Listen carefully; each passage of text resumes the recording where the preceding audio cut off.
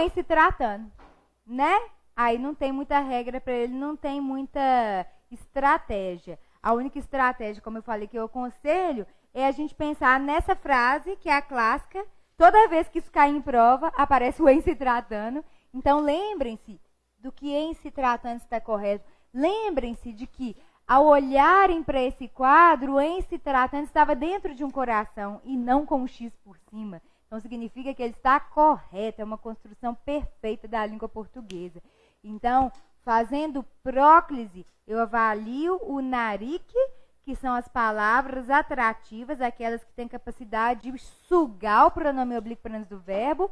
O oiê, que tem a ver com construções exclamativas, optativas e interrogativas, e o em se tratando. Então, são 3 grupinhos de próclise que vocês têm que avaliar para resolver essas questões por enquanto, beleza?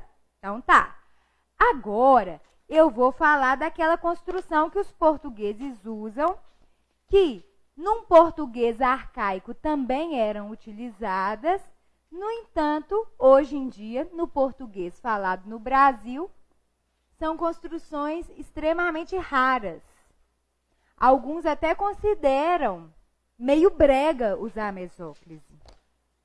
Mas Carol vive me zoando, porque quando a gente saía com mais frequência, aí eu colocava assim, esperá-la-ei, ela, Cris, dá um tempo. Eu não consigo, é lindo, eu tenho que aproveitar a oportunidade. Esperá-la-ei, eu acho lindo, mas é claro, e vocês não sabem. O meu marido foi meu aluno, eu já contei pra vocês, não já? Aí, o bolinho de casamento, ele é cruzeirense, sabe? Aí, no bolo de casamento, tem o noivinho. Aí eu pedi pra fazer assim, eu lá, né, com um quadrinho assim, eu com a bandeirinha do galo. Ele é cruzeirense, mas ele não quis, que falar, que bobeira. Porque ele é muito sério, sabe? Porque, como eu falei de boba, já basta eu, 2 bobos na família, não ia dar muito certo. Aí tinha a bandeirinha do galo, eu aqui, ele aqui. Aí eu coloquei assim, ó, amar-te-ei. E aquele símbolo do infinito. Oh, não é fofo? Ai, não é? E aí ele foi meu aluno e ficou tudo a ver. Amar-te-ei. Oh. Aí, gente, olha só. É a construção mesoclítica, que é a colocação do pronome oblíquo no meio do verbo. Mesóclise vem da ideia de meio realmente. E aí, como eu falei, na próclise a gente coloca o pronome oblíquo antes do verbo sem a presença de hífen. Na mesóclise, o pronome oblíquo aparece no meio do verbo entre hífens. Como que eu faço para partir o verbo? Eu faço assim, ó. Vamos supor que tivesse assim, ó. Amarei te parará. Se eu for partir o verbo, a primeira coisa que eu vou pensar antes de mais nada é que eu só, presta atenção, porque isso cai muito em prova. E toda vez que cai, eu vejo o aluno errando com uma frequência tão absurda. Sempre quando alguém vai me perguntar, Cris, eu não estou conseguindo fazer esse exercício. Normalmente, a questão tem a ver com esse bendito verbo no futuro. Porque a gente esquece. Porque não sou tão mal dizer amarei-te. Tá? Então, prestem bastante atenção. A mesóclise é a construção do pronome oblíquo, que fica no meio do verbo entre hífens, e ela é exclusiva para verbos no futuro do presente ou futuro do pretérito. Ou seja, os futuros lá do indicativo.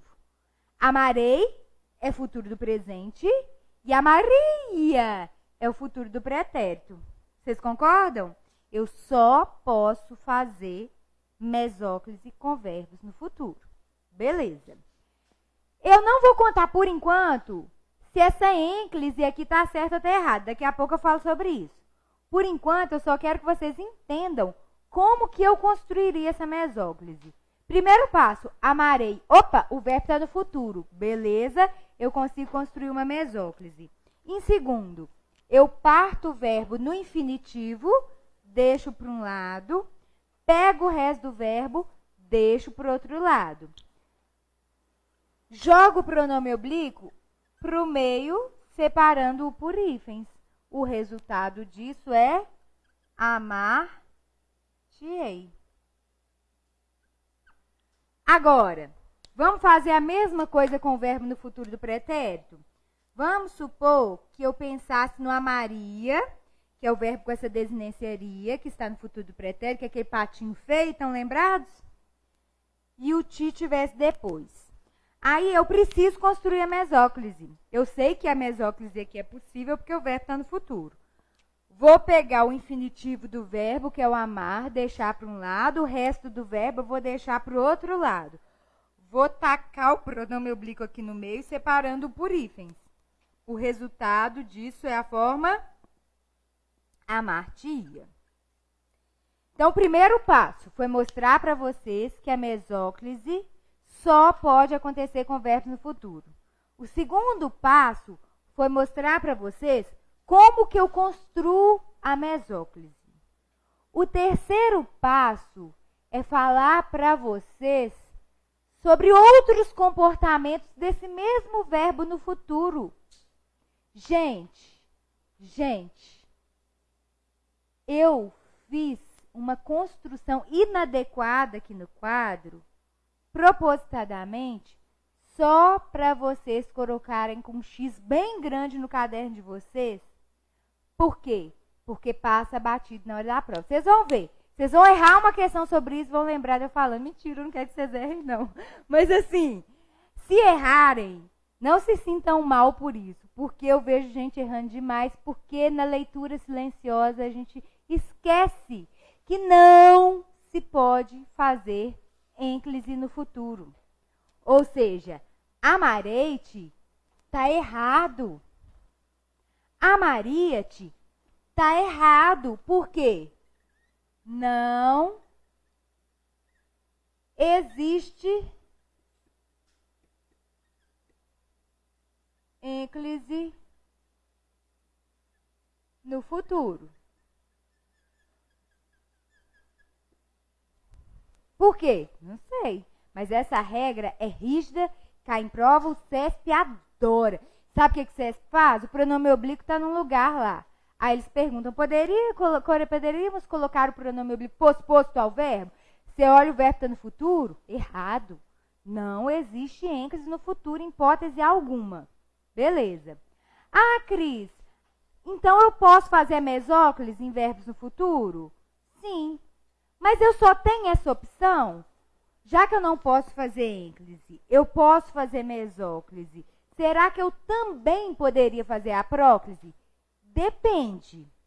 Vamos supor que esse verbo e esse pronome oblíquo que se liga a esse verbo estivesse no início da frase. Vamos supor, então, que eu fizesse a próclise. Te amarei.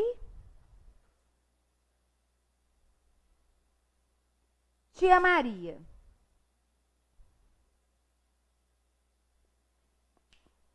Prestem atenção. Eu não posso fazer ênclise no futuro. Eu poderia fazer essas próclises? Não. Por quê? Porque senão esses pronomes oblíquos acabariam aparecendo no início da oração. E eu não posso começar oração com pronome oblíquo. Então, na verdade, prestem atenção. Não é que eu não posso fazer a próclise em verbos no futuro, eu até posso. Desde que não seja início de oração. Porque senão eu caio no problema de uma outra regra que me impede de iniciar a frase com pronome oblíquo. Entenderam? Então, eu posso fazer a próclise? Posso, desde que não seja início de oração. Ah, Cris, então quer dizer que se eu dissesse, eu te darei o céu, meu bem, e o meu amor também. Tudo bem? Tudo bem. Porque aqui eu fiz a próclise dos verbos no futuro e como o sujeito ficou expresso, eu não incorri no erro de iniciar a frase com pronome oblíquo. Então, eu não posso fazer ênclise em verbos no futuro. Eu posso fazer, então, a próclise em verbos no futuro? Posso, desde que não seja início de frase. Então, vamos escrever aqui, ó. Não inicia oração com pronome oblíquo. Agora, a minha pergunta é: e se tiver uma palavra atrativa? Aí eu posso fazer a próclise ou eu tenho que fazer a próclise? Aí eu tenho que fazer a próclise, tá? Aqui, por exemplo, eu poderia usar a mesóclise. Eu dar-te-ei, eu dar-te-ia. Apesar de não ser muito indicada aqui no Brasil, justamente porque a gente tem tendência proclítica. Mas também eu não posso dizer que está errado. Mas se tivesse uma palavra atrativa, eu não te darei ou eu não te daria, aí a regra de próclise é mais forte. Porque aí o não atrairia, aí eu seria obrigada a colocar esse pronome oblíquo antes do verbo. Então, em resumo, quando é que eu faço mesóclise? Em verbos no futuro do presente e no futuro do pretérito do indicativo. Então, eu vou pensar no fume. É o único momento da vida que você pode mandar a pessoa fumar. Fume! Aí você lembra que é o futuro para mesóclise. Fume, fume, fume. Futuro para mesóclise. Futuro para mesóclise. Tá bom? Agora, o que eu tenho que pensar também em relação a esses verbos no futuro? A ênclise é proibida. A ênclise é proibida. Por quê? Não existe ênclise no futuro. A próclise é permitida, desde que não seja início de oração. Por quê? Porque existe uma regra geral que me impede de iniciar a oração com pronome oblíquo. Beleza? Deu para gravar? Porque na gramática você vai lá e tem lá mesóclise, verbo no futuro, presente, pretérito. E aquele exemplo. Só que tem um tanto de coisa que a gente tem que pensar, imaginando de que maneira a organizadora te cobraria aquele assunto. Ela poderia perguntar: poderíamos colocar o pronome oblíquo depois do verbo? O verbo está no futuro, então já disse que não.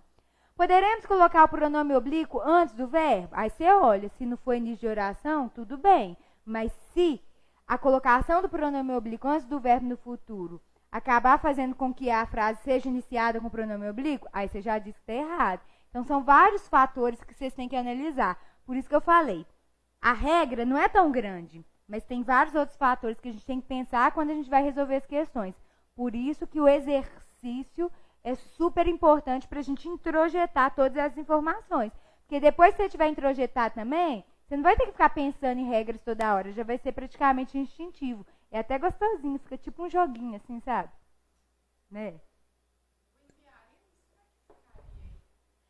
Ela perguntou como que ficaria enviaremos. Depende, enviaremos o quê? A carta. Enviaremos a carta. Foi a pergunta que a Fabiane fez. Então tá. A carta é objeto direto, porque quem envia algo, vocês concordam? Então eu usaria o a para substituir o a carta. Só que o verbo está no futuro. Então, pensando na função sintática do pronome oblíquo, eu sei que eu tenho que usar o a. Então, já dei um passo. Agora, pensando na colocação pronominal, eu sei que eu tenho que colocar esse a no meio do verbo. Por que eu tenho que colocar o a no meio do verbo? Porque o verbo está no futuro, no início da oração. Então, o que eu vou fazer? Partir e julgar o a aqui. Certo? Quando eu jogo o a para o meio desse verbo, ele acabou aparecendo após um R. Quando o a aparece após um verbo terminado em RS ou Z, o que acontece com esse a? Ele vira lá e o R desaparece.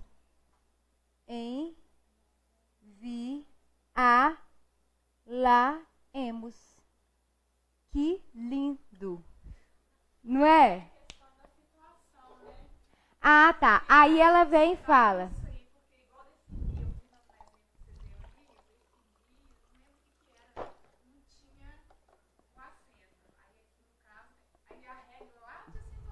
Uhum. É isso mesmo. O que ela falou? A questão da acentuação gráfica. Tem tudo a ver, porque a partir do momento que você tira o R desse verbo pela regra do rever super zagueiro, o verbo, essa parte inicial do verbo, passa a terminar em A. Enviar. Enviar é oxítona terminada em A. Então, ela tem que ter acento gráfico. Entenderam? Então, são vários assuntos realmente que a gente tem que trabalhar.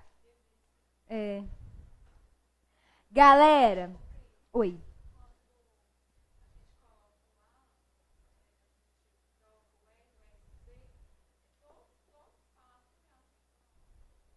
Ela perguntou assim: se eu trocar o A pelo lá, o O pelo LO, todas as palavras vão ter acento? Não. Só as oxítonas terminadas em A, E, O, seguidas ou não de S.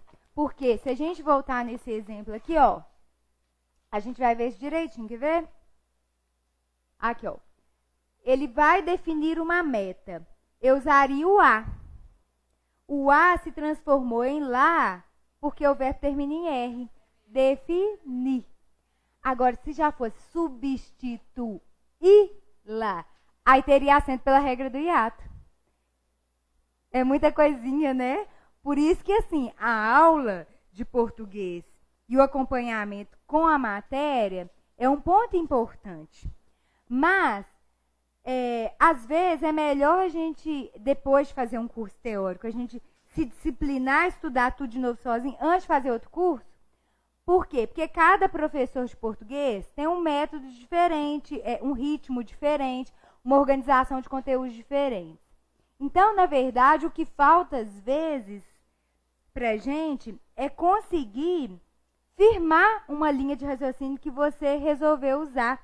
Porque aqui é muita informação. Por exemplo, eu falei sobre colocação pronominal, função sintática de pronomes oblíquos, aí a gente já puxou acentuação gráfica, aí já terminamos com oxítonas que podem terminar com I, formando hiato ou sem formar hiato.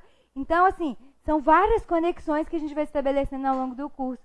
Mas uma hora a gente precisa pegar a matéria inteirinha e ler tudo de novo para essas coisas serem mais, assim, ficarem mais claras. Opa, você vai olhar aquela matéria com outros olhos agora. Por quê? Porque aquele pré-requisito que estava lá na frente no curso, agora vai te ajudar a entender melhor aquele assunto que era inicial. E às vezes é melhor, gente, revisar o que a gente já tem, fazer exercício, do que começar tudo de novo. Isso não vale só para português não, viu, gente? Eu acho que vale para várias outras matérias. Às vezes a gente fica procurando muitos métodos diferentes, a gente tem que achar um que a gente goste e insistir nele, porque na maioria das vezes a falha está com a gente, porque a gente não insistiu o suficiente até que aquilo se torne automático. É a mesma coisa da pessoa que tira carteira, mas não bota em prática o exercício da direção. É a mesma coisa de não ter carteira. É a mesma coisa de fazer um curso e não colocar em prática. Não colocar em prática, como eu falei, não é só fazer os exercícios ao longo do curso, mas escolher um momento ou depois do curso para revisar a matéria toda. Independentemente de a gente estar com o curso em andamento ou após o término do curso, vocês podem continuar me mandando mensagem. Ah, Cris, eu peguei aqui uma matéria sua que eu não entendi. E aí, quando eu fui revisar, eu esqueci disso. Como que é mesmo? Vocês podem me mandar. Que eu quero que vocês aprendam, passem um concurso, façam um churrasco e me chamem. Tá bom? É isso. Agora, gente, vamos puxar a nossa linha aqui para a gente conseguir terminar essa parte de colocação pronominal, para dar tempo da gente fazer alguns exercícios. A gente viu lá os casos de próclise, coloquei para vocês a estratégia do narikyoye em se tratando. Falei do fume, que é o futuro, que indica a possibilidade de mesóclise. Falei da proibição de ênclise em verbos no futuro. Mostrei algumas construções.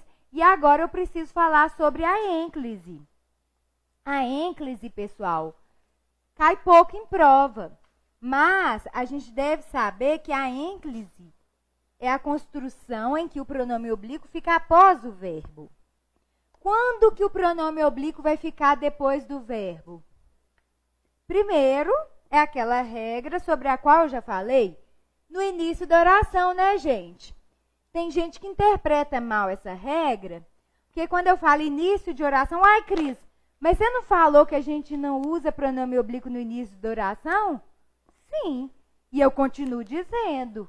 O que eu estou falando aqui é que a ênclise acontece no início da oração. Não é que o pronome oblíquo aparece no início da oração. O que é a ênclise? É a colocação do pronome oblíquo depois do verbo, e esse pronome oblíquo fica ligado ao verbo com um hífen só. Então, no início da oração, eu não posso iniciar com pronome oblíquo. Não é isso? Então, eu não posso fazer próclise no início da oração. Logo, eu vou fazer o quê? Ênclise. Entenderam? Então, não estou dizendo que eu devo usar o pronome oblíquo no início da frase. Eu estou dizendo que eu vou usar ênclise no início da frase. Justamente porque eu não posso fazer próclise. Agora, tem uma exceção. Vocês já sabem, que tem a ver com o que eu acabei de ensinar dentro de mesóclise. Eu faço ênclise no início da oração, desde que o verbo não esteja no futuro. Isso mesmo. Então, ó, a ênclise é obrigatória no início da oração. Claro, eu não posso fazer próclise, eu não posso iniciar a frase com pronome oblíquo. Então, se eu não posso fazer próclise, eu vou fazer ênclise. Desde que o verbo não esteja no futuro. Porque se o verbo estiver no futuro, eu não posso fazer ênclise. Justamente porque eu tenho que fazer o quê? A mesóclise. Entenderam? Advérbio virgulado. Ô, gente, a gente vai aprender na aula de pontuação que existe a utilização de vírgula que é facultativa. Existem vários casos em que a utilização de vírgula é facultativa. Uma delas é... Mentira, não são vários casos, não. São alguns casos em que a colocação da vírgula é facultativa. Um desses casos é quando ocorre a presença de advérbio. Se a gente tem um advérbio ou uma locução adverbial curta, a presença da vírgula se torna facultativa. Então, vamos supor que eu pensasse no exemplo que eu dei de próclise. Aqui, ó. Sempre o ajudei. Esse sempre é um advérbio de tempo que foi deslocado para o início da oração. Aqui, eu optei por não colocar a vírgula. Mas, se eu quisesse colocar a vírgula, tudo bem. Por quê? Porque o uso de vírgula para advérbios deslocados dentro da oração é facultativo. A gente vai falar melhor sobre esse assunto na aula de pontuação. Eu não vou entrar em detalhes agora, só quero que vocês saibam inicialmente que o uso da vírgula para isolar advérbios é facultativo. Só que se tiver algum pronome oblíquo ligado a um verbo logo depois, isso muda a colocação pronominal. Sabe por quê? Se eu disser assim, ó, depois te conto. O depois é um advérbio de tempo, né? Num tempo posterior, depois. Aqui, o depois exerce atração sobre o ti, porque advérbio é palavra atrativa, vocês concordam? Então, depois está assim, vem, pronome oblíquo, eu estou aqui te atraindo. Aí o ti, que é o pronome oblíquo, fala assim, eu vou, palavra atrativa, você está me atraindo, eu estou indo. Então, os dois estão aqui, ó, rolando uma atração. Só que a vírgula é facultativa. Então, pode ser que a vírgula apareça e quebre o clima. Aí, na hora que a vírgula aparece para quebrar o clima, já que ela é facultativa, o ti que está aqui namorando assusta. E pula para depois do verbo. Aí deixa de ser próclise e passa a ser ênclise. Entenderam? Então, ó, o advérbio sem vírgula atrai. Não tem nada impedindo, não tem nenhum obstáculo, ninguém separando. Tá lá. Só que se a vírgula aparece, ela vai lá, tá! Quebra a atração exercida pelo pronome, ou melhor, quebra a atração exercida pelo advérbio, o pronome oblíquo assusta e pula para depois do verbo. Então, ficaria a frase, depois, conto-te. Então, a cara do CESP, por exemplo, perguntar assim, ó, se aqui não tivesse a vírgula, eles diriam assim, se colocássemos uma vírgula após a palavra depois na linha tal, não haveria erro gramatical ou alteração de sentido. Mentira. A não ser que ele considerasse também na afirmação que que é a colocação da vírgula com as devidas alterações no restante da frase. Aí a gente colocaria o pronome oblíquo na posição enclítica, aí tudo bem. A gente tem que ver direitinho o que o CESP vai afirmar. Por quê? Às vezes ele afirma a mesma coisa em várias provas, aí de repente ele afirma uma coisa diferente, para a gente meio que preparado para uma coisa, aí ele cobra o mesmo assunto, só que em outra perspectiva. Então fiquem atentos, né, ao que o CESP vai cobrar, justamente porque é uma organizadora que não cobra o conteúdo de uma forma tão complicada, na maioria das vezes. Mas ela exige muito que o candidato não fique condicionado, que ele saiba realmente aplicar o conteúdo numa questão inteligente, numa questão que envolve raciocínio lógico também, tá? Então, advérbio atrai? Atrai. Mas se a vírgula aparecer, ela quebra a atração que era exercida pelo advérbio ou por qualquer outra palavra atrativa e assusta e vai para depois do verbo, tá bom? Aí, vou voltar lá ao exemplo. Gerúndio sem a preposição em. Vocês estão lembrados que eu disse que esse em é só uma partícula expletiva? Porque, na verdade, ele é usado quando a pessoa quer gastar o português, quer ser mais culta, formal, talvez até um pouco preciosista, né, digamos assim. Mas o fato é que o gerúndio sem aquela preposição em favorece a ênclise e não a próclise, tá? Então, se eu dissesse assim, o meu colega saiu da prova queixando-se da dificuldade. Aqui o verbo está no gerúndio, sem a preposição em, então o pronome oblíquo vai para depois. Só que esse caso eu não costumo ver caindo em prova, tá? Normalmente, quando eu vejo caindo em prova, é colocada a construção do em se tratando. Aí eles perguntam se no em se tratando, a gente pode colocar o se depois do verbo. A gente fala, não, porque o em está ali, tá bom? É só se tiver o em. Se tiver o em, vai para antes. Se não tiver o em relação ao verbo no gerúndio, aí vai para depois. Mas não costumo ver em prova também, não. E o último também, que eu nunca vejo em prova, porque eu acho que é até instintivo, que é o uso do pronome oblíquo em relação ao verbo no imperativo, tá? Eu acho que quando a gente usa verbo no imperativo, normalmente, a gente faz uso no início da oração. Então, acaba que cai na regra do início da oração e não do imperativo, né? Faça-o. Cale-se.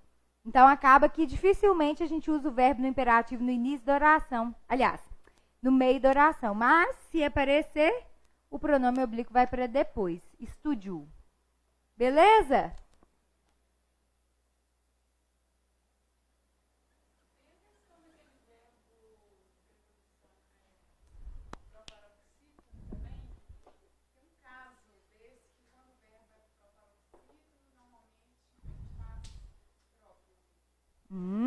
Nunca ouvi falar. Mas qual gramática que fala? Ela está falando que tem um caso quando o verbo é proparoxítono, a tendência é de próclise. Eu nunca ouvi falar nisso.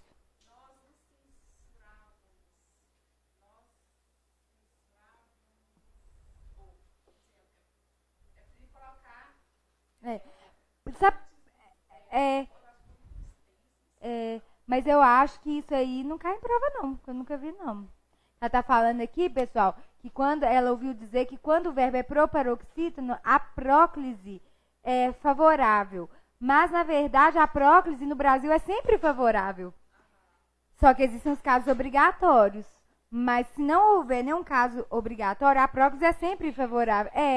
E eu nunca vi isso em nenhuma gramática, não. Mas pode ser que algum gramático fale. Depois vou dar uma olhada, mas nunca vi, não. Entendi. Tanto é que na parte da observação, eu até coloquei isso também. Falei assim, existe um miolo da regra de colocação pronominal que é consensual entre todos os gramados que caem em prova. Mas existem alguns posicionamentos que são exclusivos de determinados gramáticos, mas que normalmente em prova não são levados em consideração. Aí acaba que a gente gasta um pouco mais de tempo com algo que não é tão relevante, né? Por exemplo, a possínclise, que é a colocação do pronome oblíquo entre duas palavras atrativas, né? Na verdade, é uma construção extremamente arcaica. Eu até citei na apostila de vocês também. Mas a chance de cair em prova é tão ínfima que não vale a pena, talvez, a gente gastar tempo para decorar e não cai tanto, sabe? Mas eu vou olhar qual gramática falei isso que eu não conheço. Por exemplo, essa coisa de divergência gramatical. Existem gramáticos, em especial Pasquale, que dizem que o lhe é um pronome oblíquo átono, que faz função de objeto indireto, mas só pode substituir nome de pessoa. Aí eu fui procurar em outros gramáticos e não vi outros gramáticos fazendo essa consideração. E a Fundação Carlos Chagas usa muito esse critério de uso de pronomes oblíquos átonos, mas ela ignora esse posicionamento do gramático Pasquale. Ela vive colocando o lhe para substituir objetos indiretos que não estão relacionados a pessoas e sim a coisas. Do lhe, né? Só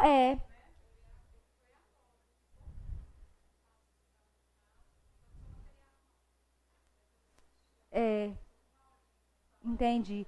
Então, se alguém te disser que o lhe é um objeto indireto que só pode substituir nomes de pessoas, não é mentira. Porque existe um gramático, que é um gramático importante, que faz essa consideração.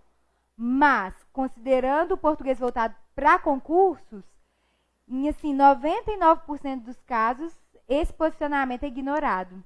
Por isso que é difícil, né? Igual ela me fez a pergunta. E aí, Cris, e se aparecer um pronome demonstrativo, o que eu faço? Não sei, eu sei que faço. Né? A mesma coisa. Por quê? Porque, às vezes, a gente tem que tomar uma decisão mesmo. Porque, em português, 2 mais 2 não são 4. Pode ser 22. Então, a gente tem que ir achando, tendo acesso às informações e ver aquilo que é o mais adequado. Então, eu tento filtrar de acordo com aquilo que normalmente é suficiente para você resolver 90% a 99% das questões. Agora, a chance de cair uma aberração na prova existe para qualquer um de nós. Até eu poderia errar, mesmo sendo professor de português, porque eu foco, né, naquilo que cai mais realmente. E, às vezes, a gente se depara com uma informação que é tão pouco cobrada, tão pouco usada por nós no dia a dia, que a gente até esquece. Né? Não tem como a gente saber tudo também. Tem isso. Agora, gente, continuando aqui. Opa! Considerações finais. Aqui, ó, virgulindo. Aí eu lembro a história do advérbio virgulado, lembro do início de frase e lembro do NDO, que é o gerúndio, né? Virgulindo. Né? Como se fosse um verbo indicando continuidade. Aí eu consigo me remeter ao virgulado, que é o advérbio virgulado, consigo me remeter ao in, que é início de oração, e consigo me remeter ao gerúndio pelo final NDO, tá? É uma estratégia que para mim funcionou quando eu estudei isso aqui, precisei decorar. Não sei se para vocês vai adiantar, mas não custa, né? Se vocês quiserem pensar em outros recursos mnemônicos também, é sempre bom. E aí depois vocês me passam, igual aquele que a Kelly passou do anáfora anterior. Anáfora anterior, eu achei ótimo, é bom, né? A gente usar essas estratégias. Galera, oi? O in é início de frase. O virgulindo. Aí eu lembro assim do aí eu começo, advérbio virgulado. É só para ajudar a lembrar mesmo. O in e início de frase. E o indo indica gerúndio. O imperativo não cai mesmo, então não tem problema. Galera, considerações super importantes. Primeiro, nunca existirá ênclise em verbos no particípio. Estão lembrados que na aula sobre verbos eu mostrei para vocês como que se constrói uma locução verbal?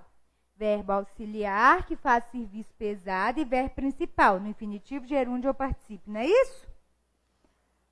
Se o verbo estivesse no infinitivo, eu poderia fazer ênclise dependendo da situação. Se o verbo estivesse no gerúndio, eu também poderia avaliar a possibilidade de ênclise, dependendo da situação. Mas, se o verbo principal estiver no particípio, não importa em que circunstâncias, não há ênclise verbo no particípio. E esse é um outro caso que cai muito em prova e que passa batido, porque não soa tão mal. Então, cuidado. Se vocês quiserem, inclusive, agrupar essas proibições, em letras garrafais no caderno de vocês, com alguma caneta vermelha, com um xizão por cima, é sempre bom, porque ajuda a gravar e cai muito. Não existe ênclise nem em verbos no futuro e nem em verbos no particípio, hipótese alguma, tá? Então, eu aproveito essa oportunidade para poder mostrar para vocês como que eu faria a colocação pronominal em relação a uma locução verbal.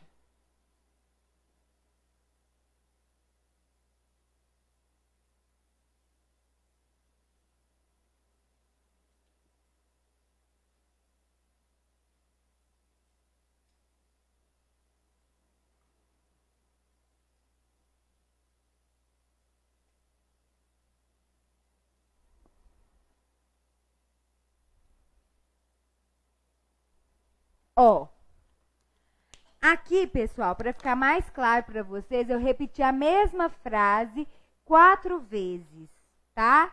Eu fiz uma construção de sujeito expresso, que é representado pelo ele, e locução verbal, formada de auxiliar deve e principal calar, que está no infinitivo. Vamos supor que eu tivesse que usar a colocação do pronome se. Aí eu poderia ficar em dúvida, ai meu Deus do céu, onde é que eu vou colocar esse pronome oblíquo se? Você fará a análise separadamente da colocação pronominal em relação ao verbo auxiliar e em relação ao verbo principal. Você vai avaliar primeiro a possibilidade de próclise e ênclise no verbo auxiliar, depois a possibilidade de próclise e ênclise no principal. Ou seja, você vai ter que fazer 4 avaliações diferentes. Por que é importante saber isso? Porque algumas organizadoras perguntam se a mudança de colocação pronominal não acarretaria alteração de sentido ou incorreção gramatical. Então, você tem que saber avaliar, principalmente quando aparecer uma locução verbal, porque normalmente o candidato que simplesmente decora aquelas regras que a gente viu, fica enlouquecido quando aparece uma locução verbal. Então, vocês não podem ficar enlouquecidos. Olha só. Primeiro, vamos analisar a possibilidade de próclise no verbo auxiliar? Vamos supor que eu dissesse assim, ele se deve calar. A primeira pergunta é, fica bonito? Não. Então, se a frase fosse sua, provavelmente você optaria por não fazer essa próclise no verbo auxiliar. Segunda pergunta, está errado? Eu não posso dizer que está errado. Sabe por quê? Porque não tem nenhuma regra objetiva na gramática que me faça dizer que essa construção está errada, a não ser que não estivesse o sujeito expresso aqui. Aí a frase se iniciaria com pronome oblíquo, obviamente. Mas não tem nada me obrigando a fazer ênclise, não tem nada me obrigando a fazer mesóclise e não tem nada me obrigando a fazer próclise também. Então, eu posso até escolher não fazer essa colocação pronominal se o texto for meu, mas se algum organizador me perguntar se isso aqui está errado, eu não posso dizer que está errado. Se não está errado, está certo. Entenderam? Porque a colocação pronominal no dia a dia é uma questão que tem relação com regras rígidas, mas tem relação também com a estética. Então, se o texto fosse meu, seria interessante não optar por essa colocação. Vamos tentar, então, fazer a ênclise nesse mesmo verbo auxiliar? A ênclise é ligada ao verbo por meio de um hífen, não é? Então, seria assim, ó. Ele deve se calar. É possível fazer essa construção? Sim. Os portugueses, normalmente, usam esse tipo de colocação pronominal em relação à locução. Se vocês pegarem algum livro escrito com o português de Portugal ou traduzido com o português de Portugal, vocês vão ver que é muito mais recorrente essa colocação pronominal. Ele deve se calar. Fica aquela pronúncia mais curtinha. Ele deve se, né? Então, é comum que se faça a ênclise no verbo auxiliar. Eu só não poderia usar essa segunda opção de ênclise no verbo auxiliar se tivesse palavra atrativa, né, gente? Porque palavra atrativa me obrigaria a fazer próclise, logo eu não teria como fazer a ênclise, tá? Mas não tendo palavra atrativa, tudo bem. Mas isso não é novidade, porque vocês já sabem a regra da palavra atrativa do Naric. Gente, isso aqui eu posso fazer, mas no dia a dia eu prefiro não usar. Esse aqui eu também posso fazer, mas não tem muito a ver com o português que eu uso no Brasil. O bom brasileiro mesmo gosta de fazer a próclise no principal. Então, vejam, a gente costuma colocar o se no meio da locução, só que sem o hífen. Ao colocar esse se sem o hífen, a gente mostra que não estamos fazendo ênclise no de trás. Nós estamos fazendo próclise no da frente. Isso, agora que tem aparecido nas gramáticas, e eu já perguntei para a Academia Brasileira de Letras, eles confirmaram que hoje essa construção é permitida, porque até pouco tempo ela nem era mencionada nas gramáticas. Então, se eu disser ele deve se calar, que é muito mais próximo do que a gente usa no dia a dia, tá certo. Só que eu fiz próclise no principal. Agora, será que eu também poderia fazer a ênclise no principal? Ele deve calar-se? Posso, não tem problema. Então, quando o verbo principal estiver no infinitivo ou no gerúndio, sem a presença de palavras atrativas, sem que seja início de oração, que são aqueles casos proibitivos que a gente já conhece, eu posso colocar o pronome oblíquo onde eu bem entender. Eu tenho 4 opções na língua portuguesa. Eu só não vou ter essa última opção de ênclise no verbo principal se ele estiver no particípio. Porque se ele estiver no particípio, eu só não vou poder ter aquela última opção, porque não existe ênclise no particípio. Então, se eu disser, ele me havia convidado, beleza. Ele havia me convidado, como os portugueses gostam, beleza. Ele havia me convidado, como nós brasileiros gostamos, com a próclise no principal, beleza. Eu só não poderia usar aquela 4ª opção. Eu não poderia dizer ele havia convidado-me, uma vez que não existe ênclise em verbos no particípio. Entenderam? Então tá.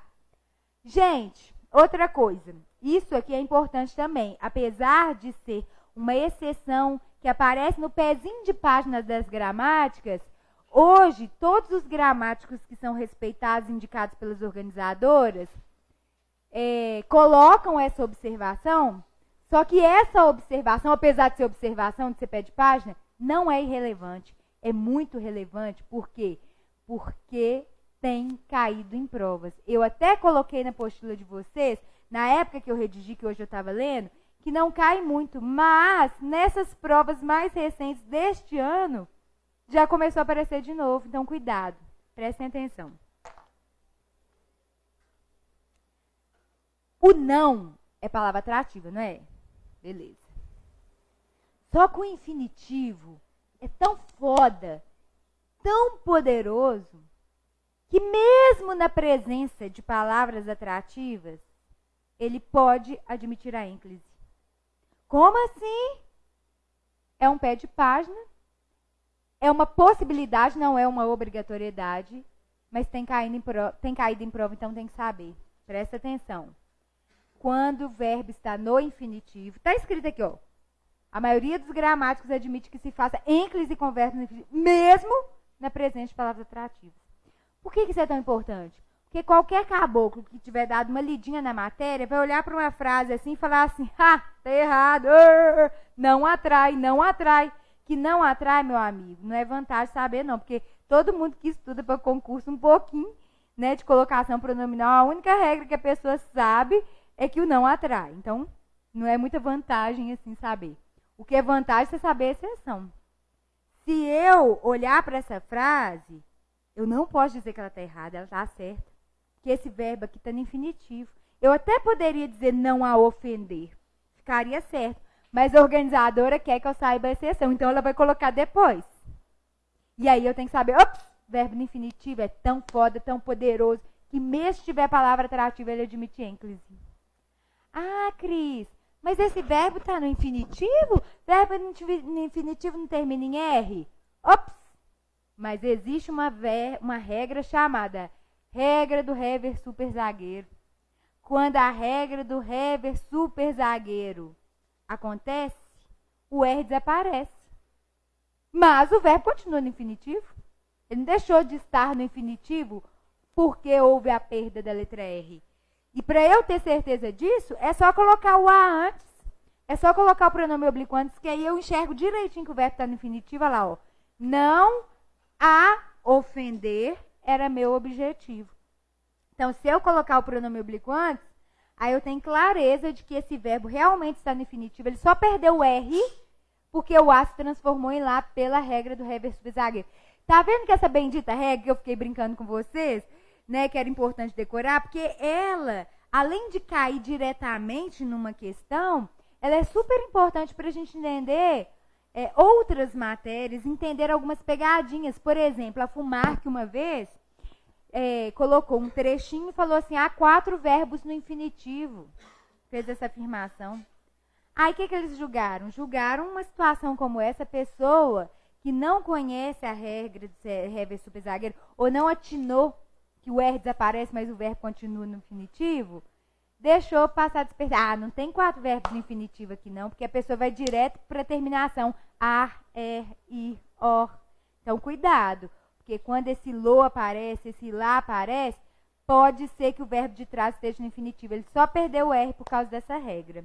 Entenderam?